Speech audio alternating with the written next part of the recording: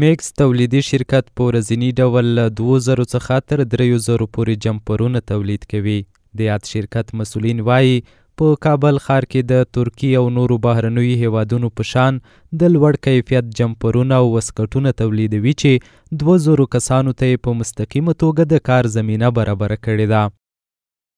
از سال 2021 به این طرف ما تحت نام پوشاک مکس فعالیت خود را شروع کردیم که در ابتدا یک مجموعه کوچک بودن و آهسته آهسته تا به این حال که مثلا شما میتونین ببینین در 3 نمایندگی و بیشتر از 2000 نفر کارمند را که ما داریم رشد کردیم و تانستیم ایجاد اشتغال زایی بکنیم و در از لحاظ تولیدی بگوییم که تولیدات ما در روز با بیش از 2000 تا به 3500 دانه جمپر محصول در زمستان و واسکت های مردانه که بخش فصل بعدی هستند ما از 5000 تا به 7500 دانه را در روز تولید داریم.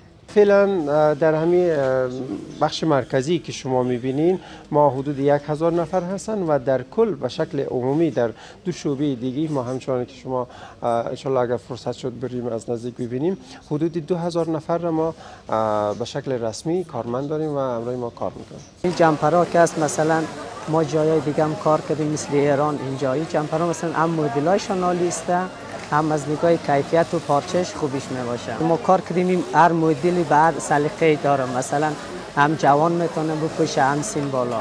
مثل کارخانه مکس اگه دیگه پوشاک هم کوشش کنه که کل چیز خود داخل خودی افغانستان در سرمایه گذاری کنه هم برای جوانان خوب است هم برای که دیگه کس نره طرف کشورهای بیگانه و غربی. خوش هستم خیلی زیاد دیگه این کارخانه دیگه حال اینجا خیلی خوش هستیم دمی کارخانه کار میکنیم کارخانه مکس. کارخانه مکس بهترین جمپرها را بر مردم تولید میکنه. مدلایش خیلی مدلای خوبیش است. شرکت ما تقریبا 4-5 سال میشه تأسیس شده و خیلی پیشرفت کرده. در 40 پایه بود که ما اینجا شروع کردیم و حالا تقریبا 450 پایه است و خیلی از جوانای ما در اینجا مصروف به کار هستند. د دغه شرکت تولید د هیواد په ټولو ولایتونو کې پلورل کیږي. مسؤلین وایي که زمینه ورته برابر شي نو دوی چمتو دي چې بهرنیو هیوادونو ته خپل تولیدات صادر کړي.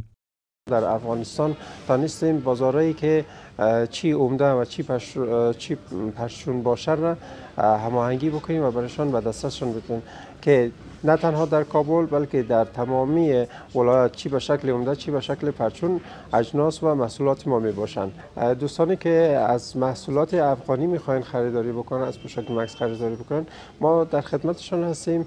پوشاک مکس کوشش نموده است و در تلاش ای هستند که بتونن بهترین و با کیفیت ترین محصولات خود را برای دوستان ارائه بکنن و از نظر کیفیت و از نظر تنوع رنگ تنوع دیزاین میتونیم به شما بگیم با دل باز میتونن خرید بکنن و تهیه کنن.